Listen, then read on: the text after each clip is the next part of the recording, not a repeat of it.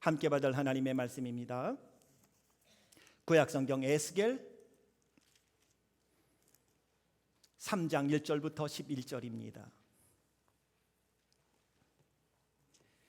에스겔 3장 1절부터 11절 한 절씩 교독하며 말씀 받겠습니다. 1절 제가 먼저 봉독합니다. 또 그가 내게 이르시되 인자야 너는 발견한 것을 먹으라. 너는 이 두루마리를 먹고 가서 이스라엘 족속에게 말하라 하시기로 내가 입을 벌리니 그가 그 두루마리를 내게 먹이시며 내게 이르시되 인자야 내가 내게 주는 이 두루마리를 내 배에 넣으며 내 창자에 채우라 하시기로 내가 먹으니 그것이 내 입에서 달기가 꿀 같더라. 그가 또 내게 이르시되 인자야 이스라엘 족속에게 가서 내 말을 그들에게 고하라. 너를 언어가 다르거나 말이 어려운 백성에게 보내는 것이 아니요 이스라엘 족속에게 보내는 것이라. 너를 언어가 다르거나 말이 어려워 내가 그들의 말을 알아듣지 못할 나라들에게 보내는 것이 아니니라. 내가 너를 그들에게 보냈다면 그들은 정녕 내 말을 들었으리라. 그러나 이스라엘 족속은 이마가 곱고 마음이 굳어 내 말을 듣고자 아니하리니 이는 내 말을 듣고자 아니함이니라. 보라 내가 그들의 얼굴을 마주보도록 내 얼굴을 굳게 하였고 내 이마를 마주보도록 내 이마를 굳게 하였으되 내 이마를 화석보다 굳은 금강석 같이 하였으니 그들이 비록 반역하는 족속이라도 두려워하지 말며 그들의 얼굴을 무서워하지 말라 하시니라. 또 내게 이르시되 인자야 내게 이를 모든 말을 너는 마음으로 받으며 귀로 듣고 함께 사로잡힌 내 민족에게로 가서 그들이 듣든지 아니 듣든지 그들에게 고하여 이르기를 주 여호와의 말씀이 이러하시다 하라. 아멘.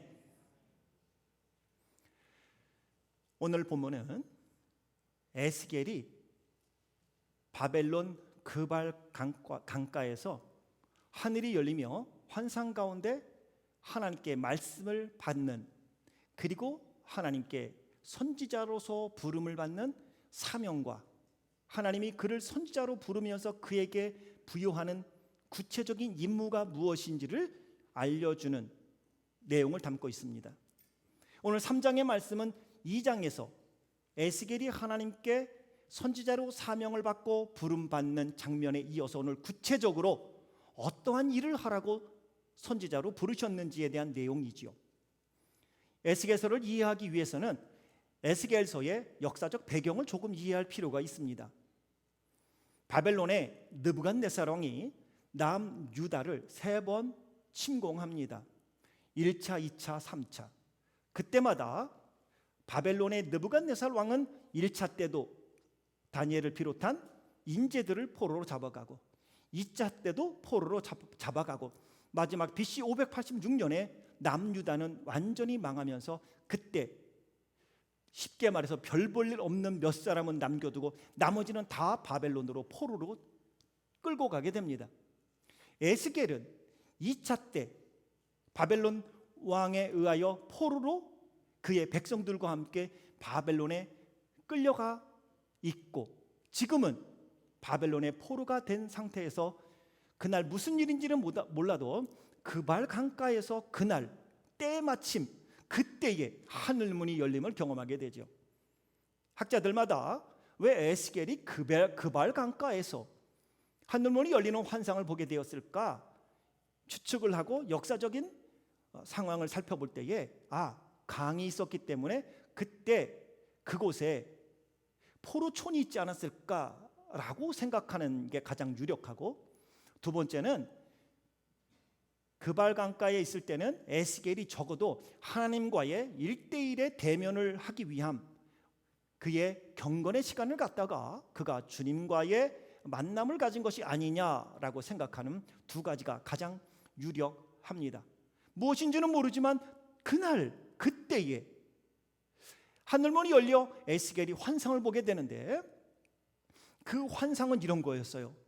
하늘문이 열리는데 주께서 손에 무엇인가를 들고 있어요. 보니까 그게 두루마리더라 이렇게 표현하고 있어요. 하나님께서 에스겔에게 환상을 줄 때에 다른 선지자와 조금 구별되게 그를 선지자로 부르시는데, 그것은 시청각 자료를 사용하고 있는데 그 시청각 자료가 바로 두루마리라는 거예요. 두루마리는 하나님의 말씀을 상징하는 겁니다. 그래서 언제나 신약 시대에도 두루마리를 가져와라. 당시에는 토판이나 양피지에 이렇게 글을 적었습니다. 그러니 두루마리는 성경에서는 요한계시록에도 두루마리는 하나님의 말씀을 상징하는 거죠. 두루마리에 무엇인가 2장에 보니 잔뜩 적혀 있어요. 다시 말하면 이 하나님의 말씀을 너는 어떡하라? 보이시면서 말씀하는 거, 먹어라. 먹는데 그 먹고 가서 이스라엘 족속에게 말하라. 그래서 입을 벌렸더니 하나님이 막 먹여주셔요. 이 어디까지 먹어야 되느냐? 오늘 핵심은 3절이에요.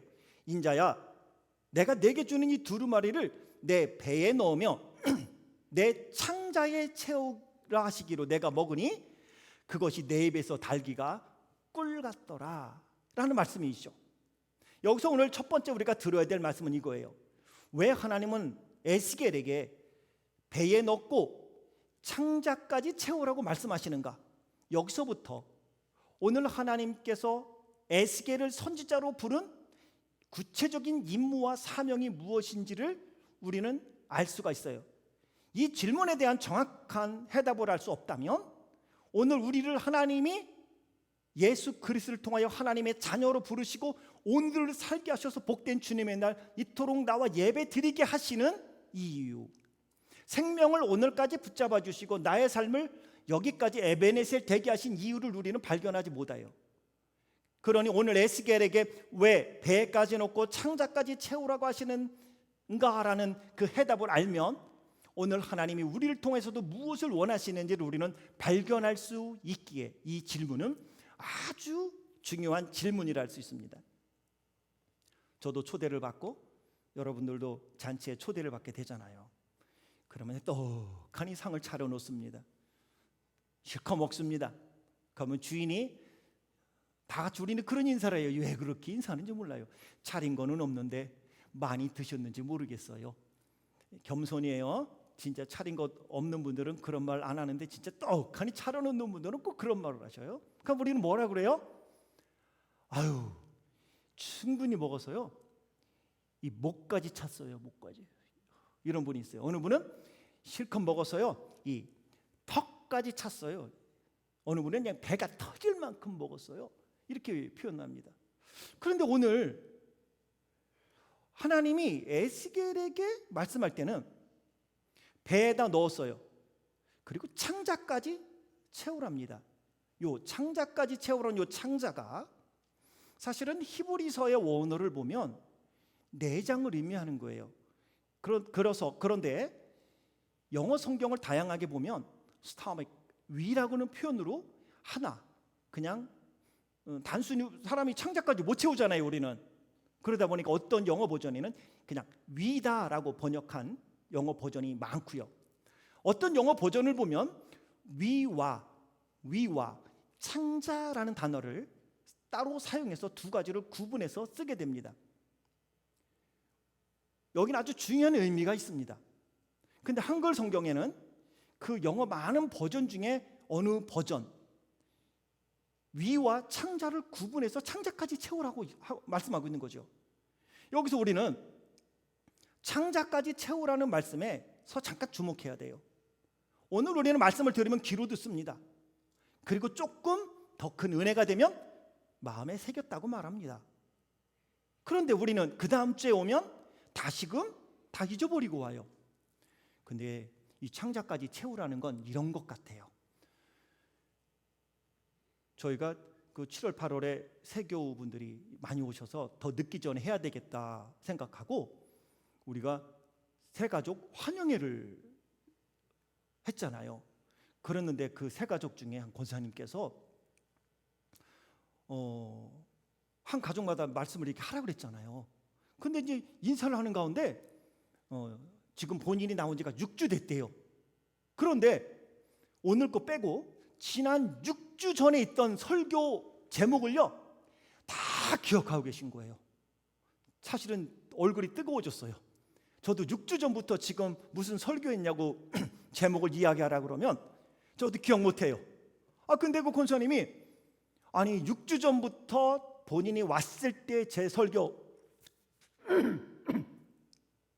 제목부터 시작해서 지난주까지 설교 제목을 읊는 거예요. 그때 그거 하셨죠? 그렇게 그거 지난주 이거 말씀하셨죠? 저희가 다 기억하고 있어요. 깜짝 놀랐어요.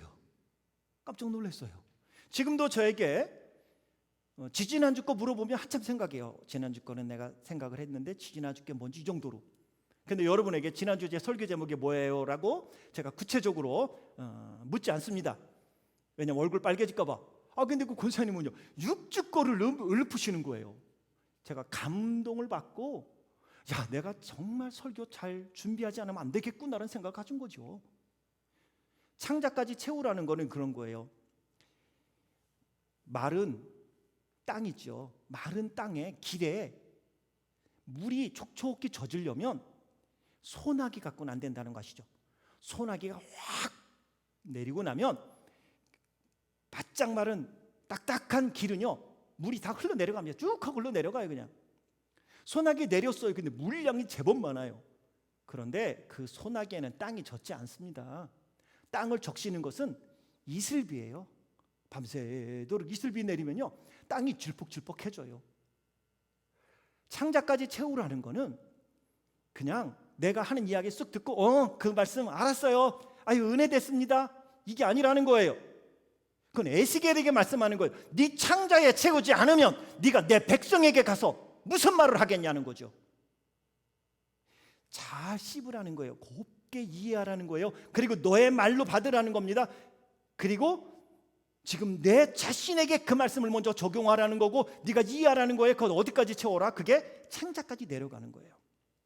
창자까지 내려가는 겁니다. 위에서 다 소화가 돼야 돼요. 그래갖고 창자로 내려가는 거죠. 그 권사님처럼 말이죠. 저는 적어도 그 권사님은요 제목을 딱 기억하면 설교가 떠오르는 거죠. 6주 전께 지금까지 남아있다면 그분은 6주 전의 말씀이 지금 창자에 내려가지 않았는가 이런 생각을 한다는 것이죠. 그렇다고 해서 여러분에게 제목을 다 외워라 이런 건 아닙니다. 창자까지 채우라고 하나님이 에스겔에게 말씀한다는 데는 그건 뭔가 뜻이 있어요. 그 말씀을 소화하고 그 말씀을 너의 말씀으로 받아서 네가 그 말씀을 전달하라는 거죠. 하나님은 인간의 언어를 사용하지 않습니다. 그럼에도 불구하고 인간에게 말씀을 전하기 위하여 하나님은 특별한 설교 저자를 택하였고 하나님의 언어를 사람이 알아들을 수 있는 언어로 기록해 놓은 것이 성경입니다. 저는 여러분에게 하나님의 언어를 인간이 알아들을 수 있는 그 언어로 기록해 놓은 성경을 오늘 21세기 오늘 이곳에 사는 여러분들이 알아들을 수 있도록 여러분의 언어로 풀어서 설명을 해주고 있는데 이것을 설교라고 하는 거예요. 근데 제가 은혜가 안 되고 오늘 여러분들에게 머리로서만 몇 가지 알려줘서 심플하게 딱 이렇게 하세요 이런 거랍니다. 내 이야기도 아니고 그냥 그분이 그렇다더라고요. 저에게 근데 목사님은 믿으세요? 그런 거 저한테 물어보지 마세요. 믿든 안 믿든 그냥 내가 전해주면 당신이 믿든지 말든지 그건 당신의 몫이지 나에게는 묻지 마세요 라고 이야기한다면 그것은 아니겠죠. 오늘 이 메시지는 저에게 주시는 것과 동시에 여러분에게 동일하게 주시는 거예요. 그리고 특별히 에스겔에게 이 창자까지 채우라고 하시는 두 가지의 의미가 있으니 첫째는 이스라엘 백성들의 영적인 상태가 지금 너무 엉망이기 때문입니다. 그냥 말로 전해서는 저들이 그 하나님의 말씀을 하나님의 말씀으로 받을 수 없다는 걸 이야기하는 거죠. 자, 영적인 상태는 뭐냐? 2장 4절 이 자손은 얼굴이 뻔뻔하고 마음이 굳은 자라. 2장 5절 그들은 패역한 족속이라. 2장 6절 인자여 너는 비록 가시와 찔레와 함께 처하며 전갈 가운데 거할지라도 그들을 찔레 전갈로 표현합니다. 3장 7절 이스라엘 족속은 이마가 굳고 마음이 굳어 내 말을 듣고자 아니할 것이다. 그런데요 저들이 이렇게 찔레 전갈 뻔뻔하고 마음이 굳고 패역했다. 왜 그럴까요? 본래부터 살아온 삶이 오늘 그렇게 된 거예요. 어느 순간 그렇게 된 게 아니라 쭉 그렇게 남유다부터 살아왔는데 지금 저들의 삶이요 힘든 거예요. 2차 바벨론의 포로로 잡혀왔으니 역사적인 것을 보면 아직도 3차가 남고 1차부터 생각한다면 70년이라는 세월이 차야 되는데 저들은 현실적으로 희망이 안 보이는 거예요. 외적으로 희망이 아무것도 안 보여요. 그러면 사람은 그때 마음이 강팍해지는 거죠. 하나님의 말씀이 들리지 않습니다. 우리가 살아가는 삶도 그래요. 따뜻한 말씀을 하신다든지 소망의 말씀을 하신다든지 긍정의 말씀을 하시는 분들은 둘 중에 하나예요. 첫째는 정말 삶이 평안하든지, 둘째는 신앙으로 오늘의 삶이 그렇지 않음에도 불구하고 지금 인내하며 믿음으로 극복해 가든지, 둘 중에 하나예요. 우리가 살아가는 삶은 언제나 찔레 같고 우리가 살아가는 삶에는 언제나 정갈이 널려 있습니다. 그래서 나의 삶을 언제나 힘들게 만드는 요소들이 곳곳에 있어요. 아무 일이 일어나지 않기를 바란다면 둘 중에 하나겠죠. 무덤에 묻히든지 천국에 가든지.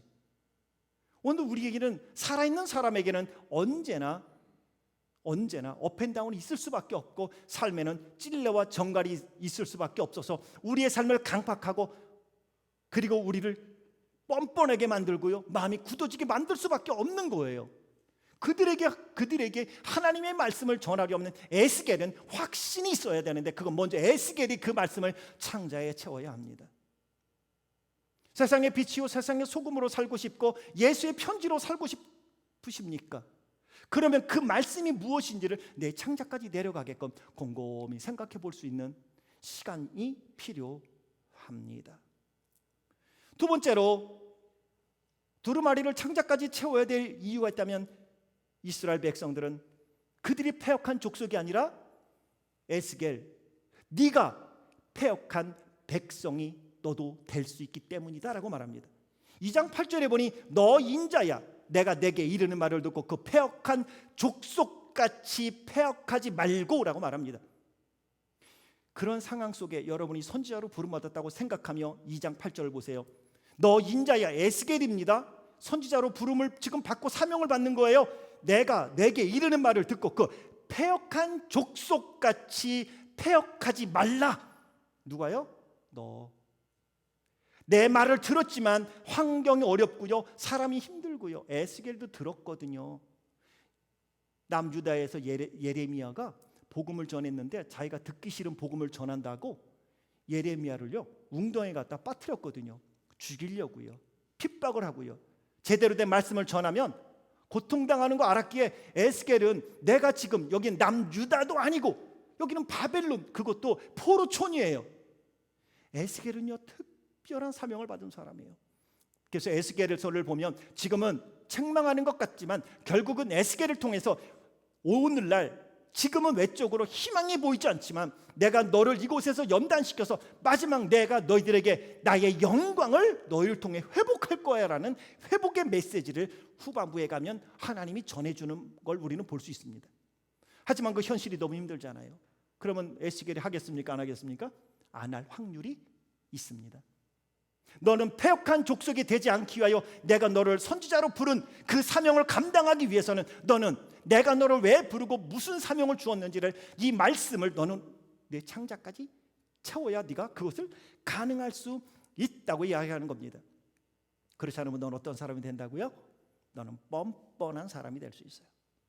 하나님의 말씀은 들었지만 자기에게는 적용하지 아니하고 자꾸 백성에게만 적용하는 거예요. 마음이 굳은 사람입니다. 입술로는 주의 말씀을 전할지는 모르지만 그는 그 하나님의 말씀에 감동하지 않아요. 흔들리지도 않아요. 요동하지도 않아요. 그냥. 그래서 하나님은 너 인자야, 네가 그 두루마리를 창자까지 채워댈 이유가 있다면 너 스스로가 패역하지 않기 위해서다. 기억하십시오. 오늘 저 상당히 경건하게 보이죠? 괜찮아 보이죠? 은혜 있어 보입니다.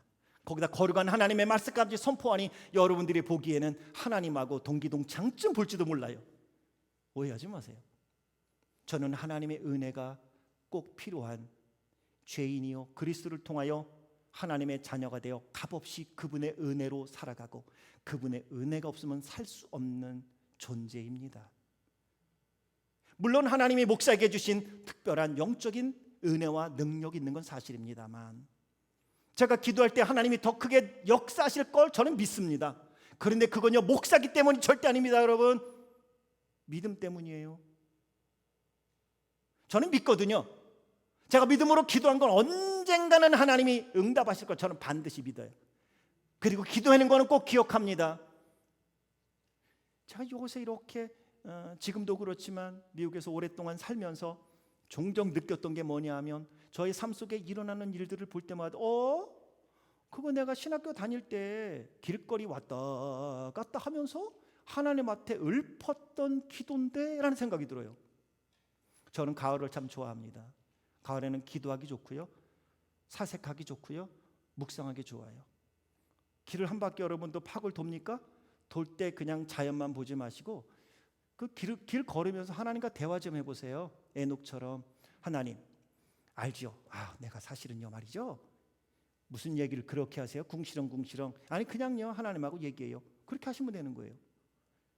하나님 앞에 하나님, 그런데 제가요 새로운 지금 사업을 하나 구상해놨는데 옆에서 자꾸 마누라가 자꾸 쪼아대요. 그러다 실패하면 우리 집까지 다 날아간다고. 그런데 하나님 저는요 그게 됐으면 좋겠거든요. 어떻게 하면 좋을까요? 사실 고민이 안 될 수 없어요. 저도 남편이 애들도 있는데요 말이죠. 기도인가요? 아닌가요? 저는 그랬는데요. 신기하지요. 나 하나님 그렇게 해볼게 했는데 여기 왔는데 그게 이루어지고 있는 거예요. 지금 20년이 지나고 이루어지고 있는 게 느껴지는 거예요. 내가 떠들썩하게 기도했을 때보다도 하나님 앞에서 내가 지금 무엇을 기도하고 있는지 그 믿음을 따라 하나님이 역사하는 걸 경험하게 된다는 것입니다. 그런 의미로 본다면 어찌 보면 오늘 하나님이 여러분에게 믿음을 주어서 여러분의 믿음이 더 신실하고 순수하며 하나님을 향한 온전한 믿음이 있다면 오늘 여러분의 기도가 제 기도보다 더 강하게 응답될 수 있고 역사가 나타날 수 있다는 것입니다. 목사기 때문이 아니라는 건 하나님은 직분을 따라 능력 주지 않고 직분을 감당할 수 있는 능력은 주시지만 그 직분에 따라서 응답하는 게 아니라는 거예요. 그게 에스겔을 통해 보여주는 겁니다. 너는 선지자로 내가 부르지만 너도 패역한 족속이 될 수 있어. 그러지 않으려면 창자까지 그 말씀을 채워라. 너의 말씀으로 받아, 너의 말씀으로 믿고. 지금 하나님은 너 자신을 위해서 창자까지 채우라고 하시는데 요나가 그랬습니다. 니느웨로 가라는데 다시스로 도망갑니다. 선지자라고 도망가지 말라는 법이 없습니다. 선지자들도 여러분 도망 다녀요. 하나님 그럼 에스겔을 통해서 말씀하는 거예요. 내가 줬는데 이 말씀을 전하는 게 힘들다고 너 도망가지 마. 도망가는 건 다 패역이야. 도망이라는 단어는 불순종을 의미합니다. 하나님은 우리에게 깨닫게 하십니다. 남들 보지 못하는 걸 보게 하시고요, 남들 느끼지 못하는 걸 느끼게 하시고요, 느끼게 하시고 남들 깨닫지 못하는 걸 깨닫게 하십니다. 그런데 우리는 내가 눈으로 보아서 무엇인가 깨닫게 되어지면 그거를 꼭 배우자에게 적용하려고 하지요. 아니요, 네가 하라고. 이것은 저에게도 적용되는 거고. 교회로 온다면 이런 거예요. 교회도 보면요 어느 분은 눈으로 딱 보이는데 그것만 보여요. 아십니까? 남들은 안 보이는데 그분은 딱 오면 그것만 보여요. 제가 목회할 때에 정말 초등학교도 못 나오신 집사님이신데 그분은 감각이 참 뛰어나십니다. 그래서 딱 오시면 제일 먼저 강단을 보세요. 강단에 이렇게 배치해 놓은 걸 다 보세요. 그리고 배치해 놓은 것을 보고 아니다 그러면 본인이 가서 치워요. 드럼 이렇게 해놨는데 우리는 이제 일렉출이기 때문에 괜찮아요. 그때도 그냥 일반 클래식 드럼이었거든요. 딱 보더니 저러면 안 되겠어요. 왜요? 저기에 판을 좀 갖다 세워야 되겠어요. 그래서 본인이 천불 내놔서 판 세워줬어요. 교회가 허전하대요. 그래서 어느 날 가더니 2,000불을 들여갖고 나무를 큰 거를 2개 해놓으셨어요. 어느 날은 교회 가니까 저한테 한 번은 말씀하더라고요. 목사님 밖에 저 화단을 좀 어떻게 고치면 안 될까요? 왜요? 제가 그거 좋아해요. 하세요. 그랬더니 몇천 불을 들여서 우리 멕시칸 분들 2분을 모셔다가 화단 옆에를 돌로 다 싸시는 거예요. 그리고 요만한 나무를 막 심어 놓으세요. 조그만 거를. 왜요? 이거 3년 되면 목사님 이만큼 크면 참 예뻐요. 우리는 몇 년이 지났는데도 안 보였거든요. 그분은 그것만 보이는 거예요. 초등학교도 못 나오신 80이 넘으신 분이신데 본인이 직접 손 걷어붙이고 하시는 거예요. 기다리세요, 기다리세요. 괜시리 뼈 고장 나요. 제가 할게요. 옆에서 도와드렸죠. 어떤 분은요 보는 것마다 달라. 그런데 저는 이렇게 이야기하는 거예요. 한번 따라해 보실까요? 보이는 것이 사명입니다. 아멘 하시겠습니까? 우리는 보였을 때 그 사명은 말하라는 사명이 아니라 그 보이는 것을 어떻게 하면 가능하게 할 수 있을까? 그것도 내가 인볼브돼서 어떻게 하면 가능하게 할 수 있을까? 내게 힘이 없으면 힘 있는 누군가를 격려하고 독려하여 그것을 그 산지를 취할 수 있도록 만들어 놓는 것. 오늘 에스겔이 그런 거예요. 너에게 그 사명을 준 것입니다. 네가 해야 될 일이라고요. 요나처럼 도망가지 말라는 거예요. 어떤 사명이든 쉬운 사명은 없습니다. 쉬운 사람도 없고 쉬운 일도 없습니다. 머리가 아니라 입술이 아니라 가슴이 아니라 오늘도 그것을 창자까지 채워 하나님이 주시는 그 말씀의 능력으로 삶을 향하여 나아가라고 말하는 것입니다. 그럴 때에 그 말씀을 들어보니 다 먹고 나니 그것이 내 입에 달기가 꿀 같더라. 그런데 오해하지 말아야 돼요. 우리는 꿀 같다는 것은 은혜스럽다, 듣기 좋았다, 아주 괜찮았다, 뭐 긍정적인 거겠죠. 맛이 좋다는 건 원래 그거잖아요. 힘이 된다, 응원이 된다, 뭐 이런 거. 그게 꿀 같은 거로 생각하잖아요. 그런데 두루마리에 써 있는 내용을 보니 2장 10절에 그가 그것을 내 앞에 펴시니 그 안팎에 글이 있는데 그 위에 애가와 애곡과 재앙의 말이 기록되었더라. 이걸 먹었더니 안 쓰고요, 달대요. 그것은요, 위에 채워진 게 아니라 창자에 채워지기 때문에 나타나는 결과예요. 애가와 애곡과 재앙이 내 머리에만, 내 위에만 있으면 써요. 근데 그것이 왜 하나님이 그 말씀을 하시는가? 나를 살리기 위함이다. 회개되지 않고는 변화가 없듯이 잔을 비지 않고는 새롭게 그 잔을 채울 수 없듯이 집을 정리하려면 버려야 집이 정리되는 겁니다.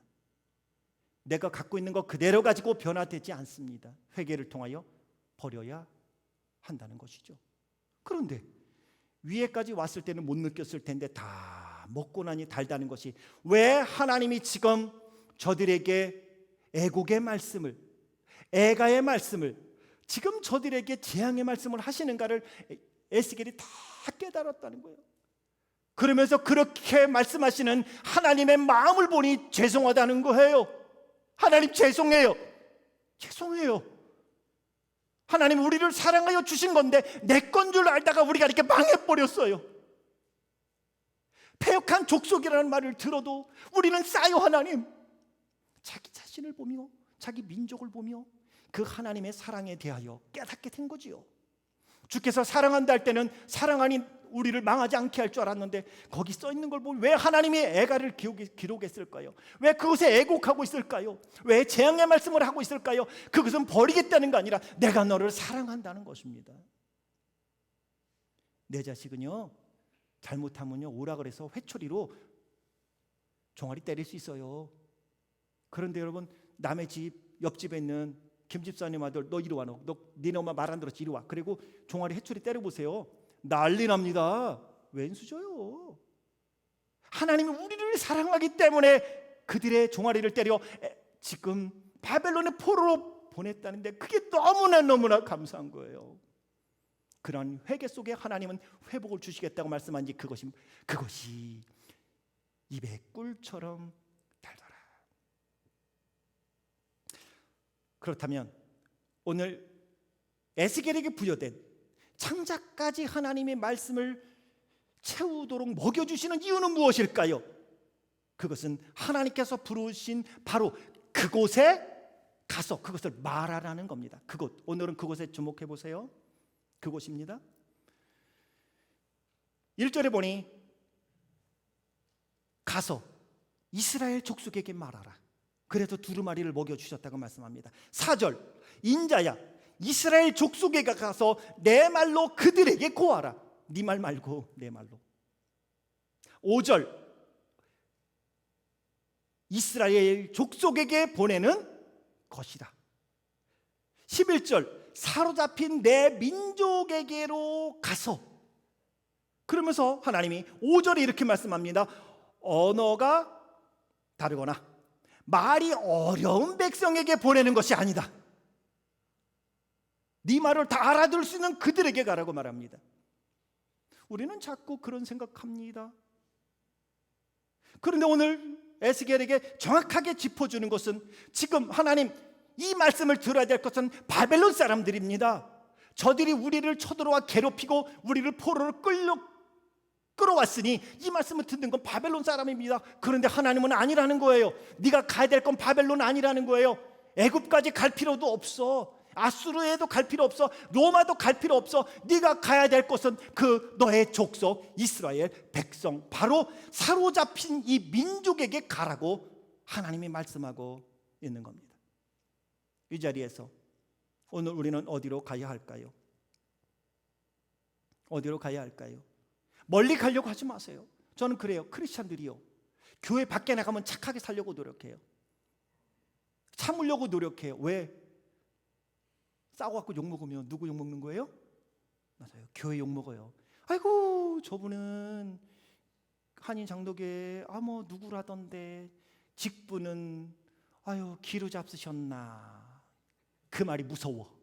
그래서 참아내가 이런 참아내고 누굴 위해서? 교회를 위해서. 그래서 하나님 욕먹을까봐 믿지 않는 사람한테 그냥 꾹꾹 참아요. 그냥 막 입을 신전에가 이렇게 참아. 근데 이상하죠. 우리 교회는 아니길 바라지만 사람이 모인 곳엔 동일한데 교회에 들어오면요, 릴렉스, 긴장이 풀리니까 그 다음부터 나도 모르게 말이 술술 나와요. 상대가 아픈지도 모르고 내 것만 막 고집해요. 왜? 교회 나가면은 미국 사람한테 고집 못 부리니까 내 것만. 그러다가 또 갈등 일으키고 그런 일들이 있어요. 가정에 가면 쉽다고 배우자에게, 자녀에게, 부모님에게만. 믿지 않는 사람들에게는 잘하면서 왜 서로 아는 우리 족속에게, 같은 민족에게, 같은 사람들끼리 같은 공동체 안에 있는 이들에게는 왜 그렇죠? 오늘 에스겔에게 내 족속에게 가라고 하는 것은 에스겔은 지금 내 족속이 아니라 어디로 가야 된다고 생각하는 거예요? 바벨론 사람들에게. 내가 여기 바벨론까지 왔는데 내가 왜 우리 족속에게요? 그게 우리 이민교회예요. 바벨론 안에 있는 유대인 공동체, 미국 안에 있는 우리 한국인 공동체, 우리에게 들어가서 사랑을 나누세요. 격려를 나누세요. 웃음을 나누세요. 축복을 나누세요. 그리고 그 힘을 가지고 밖에 나가 예수 그리스도를 모르는 이들에게 복음을 전하여 그리스도의 공동체로 이끄는 것, 그것이 우리의 사명인데, 그것이 바로 여기서부터, 내가 있는 여기서부터 시작되는 것입니다. 단 하나 기억해야 할 것은 나 혼자 가는 거 아니에요. 내 지식, 내 경험, 내 인격이 아니라 내가 주님의 이름으로 간다 할 때에 그곳에 주님이 함께 가신다는 겁니다. 믿음의 발걸음에 하나님이 함께 하시는 줄 믿습니다. 왜냐? 하나님이 이렇게 말씀하세요. 내가 너를 그들에게 보낸다. 7절, 2장 7절, 너는 내 말로 고해라. 3장 5절, 내가 너를 보내는 것이라. 3장 8절, 보라, 내가 그들의 얼굴을 마주 보도록 내 얼굴을 굳게 하고 내 이마를 굳게 하고 네 이마를 화석보다 굵은 금강석으로 만들어 줄 것이니 너는 두려워하지 말라라고 말씀을 하십니다. 10절에서도 인자야, 내가 내게 이르는 모든 말, 네 말이 아니라는 거예요. 믿음으로 걸어가는 여러분의 발걸음은 여러분만의 발걸음이 아니라 주님이 함께하는 주님의 발걸음인 줄 믿습니다. 그 발걸음 속에 하나님의 역사가 시작되는 겁니다. 하나님의 역사의 한 챕터가 시작되는 것입니다. 하나님은 저나 여러분, 우리를 통해서 이 놀라운 회복의 일들을, 축복의 일들을, 영광스러운 일들을 하고 싶다고 말씀하십니다. 그래서 하나님은 아브라함에게 100세에 낳은 아들을 바치라고도 하시지 않습니까? 모세를 80세에 부르기도 하시고요, 느헤미야에게는 가기 싫은 니느웨로 가라고 말씀하시는 겁니다. 오늘 우리에게 부르심이 있습니다. 가정으로, 삶의 터전 속에, 그리고 피를 값주고 세우신 하나님의 귀한 전에, 그리고 열방을 향하여 눈을 돌릴 수 있는 그리스도의 마음도 주셨습니다. 오늘 우리가 가야 될 곳이 있습니다. 그곳은 내가 가야 될 곳이 아니라 하나님이 가라 하시는 곳이니 주여 나 그곳에 믿음으로 이젠 가게 도와주시옵소서. 망설이고 있는 것 있다면 믿음으로 결단하고 그곳에 가 손을 내밀고 믿음으로 걸어갈 수 있고, 믿음으로 걸어가 내가 두려워하는 하나님이 허락하신 곳을 주의 이름으로 쟁취할 수 있는 믿음의 승리자가 될 수 있길 주의 이름으로 축복합니다. 내가 너와 함께 간다. 나는 내 아버지고 너는 내 제자, 너는 내 자녀며 내가 너를 사랑하노라.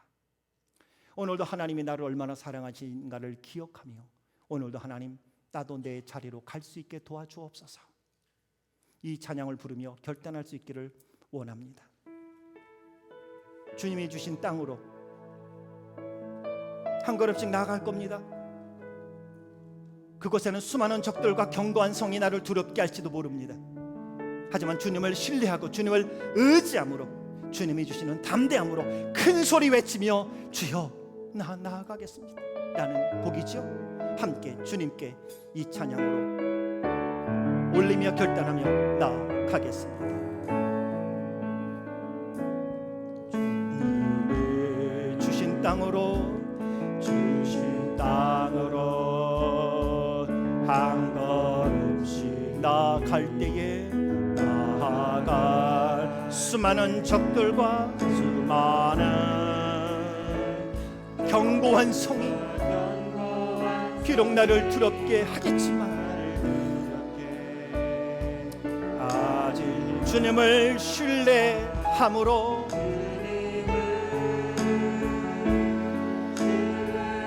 주님을 의지함으로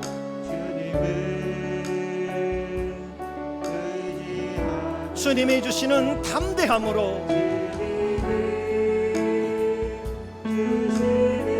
큰 소리 외치며 나아가렵니다.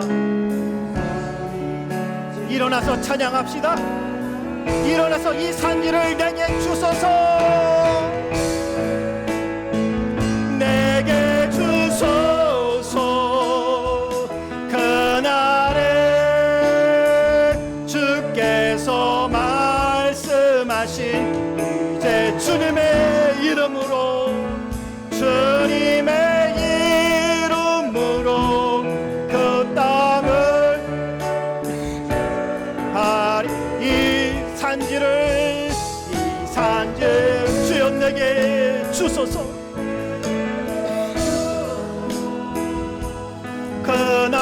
그날에 주께서 말씀하신 이제 내가 주님의 이름으로 그 땅을 지하 한 번 더 이 산지를 내게 주소서. 내게 주소서.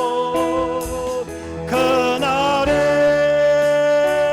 주께서 이제 내가 이제 주님의 이름으로 주님의 그 땅을 취하리니 그 땅을 취하리니 이 산지를 내게 주소서. 그날에 주께서 말씀하신 이제 내가 주님의 이름으로 그 땅을 취하리니. 말씀을 기억하며 결단의 기도 드리기를 원합니다. 우리는 오늘 우리의 바벨론의 그발 강가로 가봐야 되겠습니다. 그곳에서 주님과 만났던 때가 있었죠. 그걸 우리는 처음 사랑이라고 말하기도 합니다. 믿음으로 살겠다고 무엇이든지 말씀하면 순종하며 살겠다고 태평양을 건너왔을 때 얼마나 막막했는지 모릅니다. 그때에 우리는 기도했어요. 결단했어요. 주님이면 되겠다고. 근데 그 주님은 그때뿐만 아니라 지금 안정된 오늘의 우리의 삶을 보시며 얘야 너 감사의 자리로 가라는데 왜 자꾸 불평의 자리로 가게 되는지, 그러다 보니 영혼이 병들게 되고요. 기도의 자리로 가라는데 자꾸 게으름의 자리로 가 영적 침체에 빠지기도 하지요. 믿음의 자리로 가라는데 자존심을 내세우다 실패도 맛보게 됩니다. 순종의 자리로 가라는데 핑계의 자리로 가다가 영적 수면에 빠지기도 하고요. 섬김의 자리로 가는데 높은 자리로 가랴 하다가 주님께 책망받기도 합니다. 칭찬과 격려와 협력의 자리로 가라 하는데 시기와 질투의 자리로 가다가 마음이 더러워지기도 합니다. 주님, 내가 가야 될 곳 말씀하시고 내 창자까지 주의 말씀 채우시고 주의 약속의 말씀 채우시고 사명의 말씀 채워주시고 오늘도 들려주시는 주의 말씀, 내게 능력 주시는 자 안에서 내가 모든 것을 할 수 있다고 여기까지 인도하신 하나님이 내일도 인도하실 줄 믿고 주여 나 그 믿음으로 살 수 있도록 주여 은혜를 베풀어 주시옵소서. 우리 합심으로 결단하며 기도하겠습니다. 살아계신 하나님 아버지 감사합니다. 오늘 에스겔을 통하여서 선지자지만 너도 패역한 족속이 될 수 있어. 그러니 창자까지 하나님의 말씀으로 내 말씀으로 채워야 돼. 전달해주는 단순한 전달자가 아니라고 내가 너에게 왜 이런 말을 하는지를 너는 깨달아야 되겠고 너의 말로 받아야 되겠고 너의 말씀으로 너의 삶에 그 말씀을 살아내야 한다고 주님 말씀하시니 오늘 에스겔을 향한 말씀이 나를 향한 말씀인 걸 믿습니다. 다른 데 가지 말고 이스라엘 족속에게로 가라고 했습니다. 너 혼자 가는 것이 아니라 내가 함께 가는 거라고 말씀합니다. 내가 약속했으니 내가 지킬 거라고 하나님 약속하시니 오늘 주님 바라보는 그 믿음으로 나아가게 도와주시길 원합니다. 우리의 머리에 있던 말씀이 우리의 손발로 이어지게 하시고 우리의 입술에 있던 말씀이 우리의 손발로 이어지게 하시고 우리의 가슴에 머물고 있는 말씀이 우리의 손발로 이어져 우리의 삶에 그 예수 그리스도를 드러낼 수 있게 도와주시기를 원합니다. 세상을 이기고 눈물을 이기고 슬픔을 이기고 한숨을 이기기 위해서라도 하나님의 은혜가 나의 은혜가 되고 하나님의 능력이 나의 능력이 되고 하나님의 권능이 나의 권능이 되어야 되겠사오니 하나님 아버지 오늘도 내 창자까지 그 말씀이 꽉 찰 때까지 말씀하여 주시옵소서. 오늘도 하늘을 열어 주시옵소서. 하늘문을 열고 보시옵소서. 오늘도 우리가 다시 바벨론의 그발강가로 가보려고 합니다. 처음 주님께 사명을 받았던 때, 처음 주님의 음성을 들었던 때, 처음 하나님의 그 사랑이 감격적으로 경험되었던 그때, 오늘도 이 땅에 오면서 믿음으로 살겠다고 고백했던 바벨론의 그발강가로 다시 가봅니다. 그리고 다시 결단합니다. 그 믿음으로 살겠다고. 오늘도 주님 앞에 결단하며 살겠다는 고백이 창자에 머물고 창자까지 있게 하시고 세상을 이기게 도와 주시옵소서. 하나님 아버지, 에스겔을 통해서 다시 우리의 바벨론의 그발강가로 돌아가 주님의 사랑을 깨닫고 주님의 은혜를 깨닫고 믿음으로 살겠다고 고백했고 나를 사랑했던 하나님 때문에 눈물을 흘렸고 십자가의 은혜에 어찌다 보답할까 몰라 밤새워 눈물 흘리며 콧물 흘리며 기도했던 나의 그발강가로 돌아가 봅니다. 에스겔이 하늘문이 열리는 환상 가운데 주의 말씀 받는 것처럼 아버지의 마음이 깨달아지고 그 마음 그 뜻대로 살지 못함에 대하여 애곡하며 그것이 입에 꿀처럼 달아 결단하고 에스겔이 그 사명을 잘 감당한 것처럼 오늘도 우리가 그 하나님의 사랑, 하나님의 약속 붙잡고 믿음으로 살아가 그 힘의 능력으로 이 땅까지 보내신 하나님의 신실하심 그 영광됨을 드러낼 수 있는 믿음의 삶을 살아가는 우리 모든 성도님들 될 수 있도록 은혜 베풀어 주시옵소서. 지금은 우리 주 예수 그리스도의 은혜와 하나님 아버지의 크신 사랑과 성령의 교통하심과 역사하심과 축복하심이 나의 바벨론의 그발강가로 돌아가 에스겔이 영광스럽게 하나님을 만났듯 주님을 만났을 때를 기억하며 그때 주 앞에 올렸던 고백들을 에스겔처럼 창자까지 채우고 삶의 터전에서 다시 한번 믿음으로 일어나 사명 감당하고 십자가에 부끄럽지 않은 당당한 하나님의 사람으로 살고 싶다고, 그렇게 살겠다고 살 수 있도록 도와달라고 머리 숙인 모든 성도님들 머리 위에와 저들의 자녀들과 가정과 학업과 직장과 생업과 생애 위에 피로 값주고 세우신 복된 하나님의 귀한 전위에 이제로부터 영원히 함께 하시기를 간절히 축원하옵나이다. 아멘.